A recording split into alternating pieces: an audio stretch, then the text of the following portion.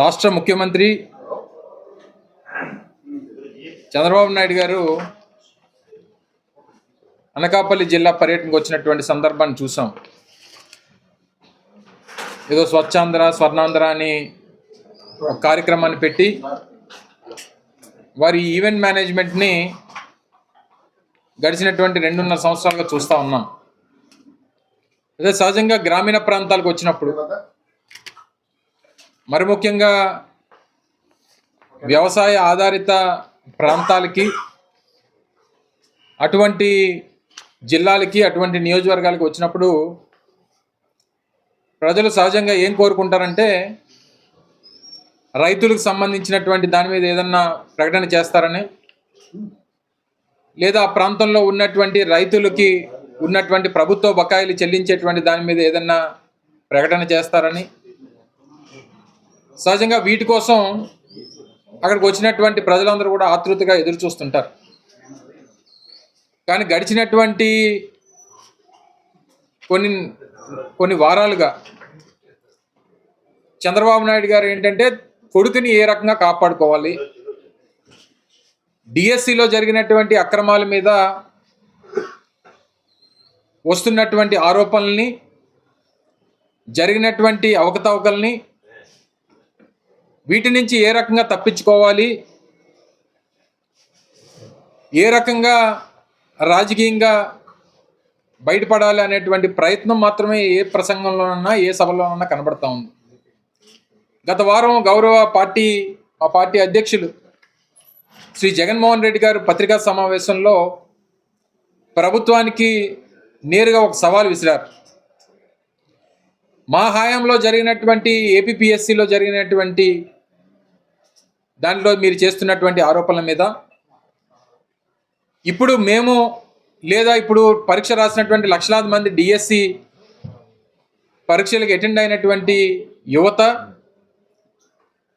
Sports quota ద్వారా మీరు చేసినటువంటి అన్యాయం, ఈ రెండిటి మీద మీరు సిబిఐ ఎంక్వైరీ వేయండి, వాస్తవాలు ఏంటనేటువంటివి ప్రజల ముందుకు వస్తాయి, మీ మీద వచ్చినటువంటి ఆరోపణల్ని వీటి నుంచి వాస్తవాలు ప్రజలకు తెలియాలంటే రెండింటి మీద సిబిఐ ఎంక్వైరీ వేయండి అని చెప్పి ఒకటి ఛాలెంజ్ చేయడం చూసామా. దాని మీద స్పందన లేదు. అదే రకంగా శాసనమండలిలో మా గౌరవ పార్టీ శాసనమండలి సభ్యులు, గౌరవ ప్రతిపక్ష నాయకులు బొత్స సత్యనారాయణ గారు కానీ మిగిలినటువంటి సభ్యులు వేసినటువంటి ప్రశ్నలకు సమాధానం చెప్పేటువంటి దాన్ని కూడా సాహసం చేయలేదు. వీటన్నిటికీ వారికి అవకాశం ఎక్కడ దొరుకుతుంది అంటే ఇటువంటి ప్రజాధనంతో పెట్టేటువంటి ఈ సభల్లో వారు ఈ ప్రసంగాల ద్వారా ప్రజల్ని, మరి ముఖ్యంగా వారు రాజకీయంగా తన కొడుకుని ఏ రకంగా కాపాడుకోవాలనేటువంటి ప్రయత్నం కనబడతా ఉంది. ఇటువంటి సభల్లో ప్రతిపక్షంగా మా మీద విమర్శలు చేసి, మా నాయకుడి మీద విమర్శలు చేసి దాన్ని డైవర్ట్ చేయాలనేటువంటి తాపత్రమే కనబడుతుంది తప్ప, సహజంగా ఒక జిల్లాకి ఒక రాష్ట్ర ముఖ్యమంత్రి వచ్చినప్పుడు ఆ జిల్లాలో ఉన్నటువంటి అనేక సమస్యల మీద, ఆ ప్రాంతంలో ఉన్నటువంటి అనేక ఇబ్బందుల మీద ఏదన్నా ఒక ప్రకటన రాష్ట్ర ముఖ్యమంత్రి చేస్తాడని చెప్పి ఆశిస్తూ ఉంటారు. దాని మీద ఎక్కడా కూడా వారు మాట్లాడినటువంటి సందర్భాలు లేవు. డిఎస్సిలో చాలా క్లియర్గా అవకతవకలు జరిగినాయి. స్పోర్ట్స్ కోటాలో దాదాపు 372 మందికి నేరుగా ఉద్యోగాలు ఇచ్చేశారు. ఒక్కొక్క ఉద్యోగానికి దాదాపు 14 లక్షల రూపాయలు చెప్పిన బేరసారాలు జరిగినట్టు ఆడియో వీడియో క్లిప్పింగ్లు దొరికినా ఎందుకు ప్రభుత్వం సిబిఐ ఎంక్వైరీ వేయడానికి వెనకడుగు వేస్తూ ఉంది?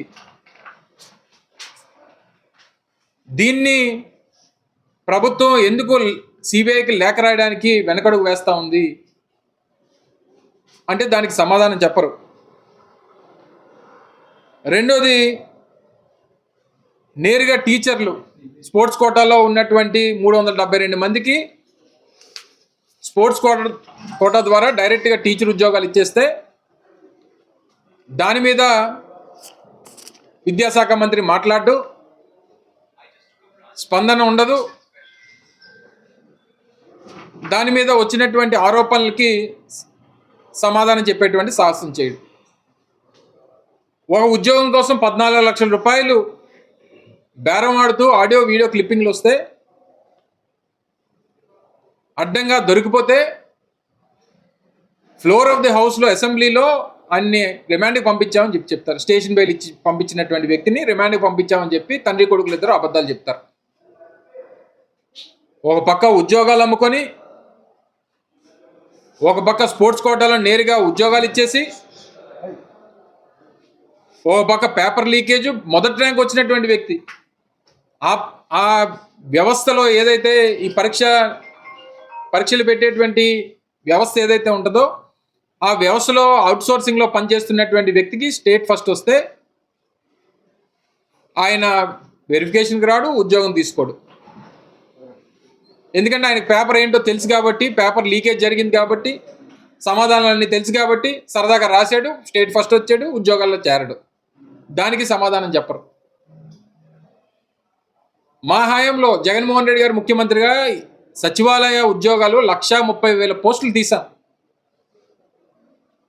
ఏ జిల్లాకు ఆ జిల్లా 1,30,000 ఉద్యోగాలు తీస్తే కేవలం ఒక్కడు కూడా ఒక్క ఆరోపణ చేసేటువంటి సాహసం చేయలే. అది మా తాలూకా చిత్తశుద్ధి. ఆ రోజు జగన్మోహన్ రెడ్డి గారి తాలూకా నాయకత్వంలో ముఖ్యమంత్రిగా 1,30,000 ఉద్యోగాలు తీస్తే ఒక్క ఆరోపణ అంటే ఒక్క ఆరోపణ రాలా మా మీద. అది మా క్రెడిబిలిటీ. మేము వ్యవస్థల్ని ఆ రకంగా పనిచేసేటువంటి కార్యక్రమం చేశాం. అంతా కలిపి 15,000 పోస్టులు తీస్తే మొత్తం అనేక ఆరోపణలు. 3 లక్షల మంది ఎపియర్ అయితే వాళ్ళ జీవితాలతో ఆడుకునేటువంటి కార్యక్రమం. పైపెచ్చు మళ్ళీ పివి సింధు గారికి ఆట ఆడితే ఇవ్వలేదా ఉద్యోగం అని చెప్పని అంటారు. పివి సింధు గారు ప్రపంచ స్థాయిలో, అంతర్జాతీయ స్థాయిలో మనకు ఒలింపిక్ మెడల్ తీసుకొచ్చినటువంటి వ్యక్తి. సహజంగా అటువంటి వారికి ఉద్యోగాలు ఇచ్చేటువంటి కార్యక్రమం దేశవ్యాప్తంగా అన్ని రాష్ట్రాల్లో ఉంది. కానీ మీరు ఎవరికి ఇచ్చారు ఉద్యోగాలు? ఈ విద్యాశాఖ మంత్రి తోడలుడు భరత్ సంతకాలు పెడితే ఇచ్చారు ఉద్యోగాలు. మీ ప్రభుత్వంలో పనిచేస్తున్నటువంటి, మీ ప్రభుత్వంలో ఉన్నటువంటి మీ సహచర శాసనసభ్యుడు కోన రవికుమార్ గారు సంతకం పెడితే ఇచ్చారు ఉద్యోగాలు. అంటే వీళ్ళు ఏమన్నా ఇంటర్నేషనల్ ఒలింపిక్ అసోసియేషన్ అధ్యక్షులా ఏంటి? వీళ్ళు ఏమన్నా ఒకళ్ళు సాఫ్ట్ బాల్ అని, ఒకళ్ళు జూడో అని,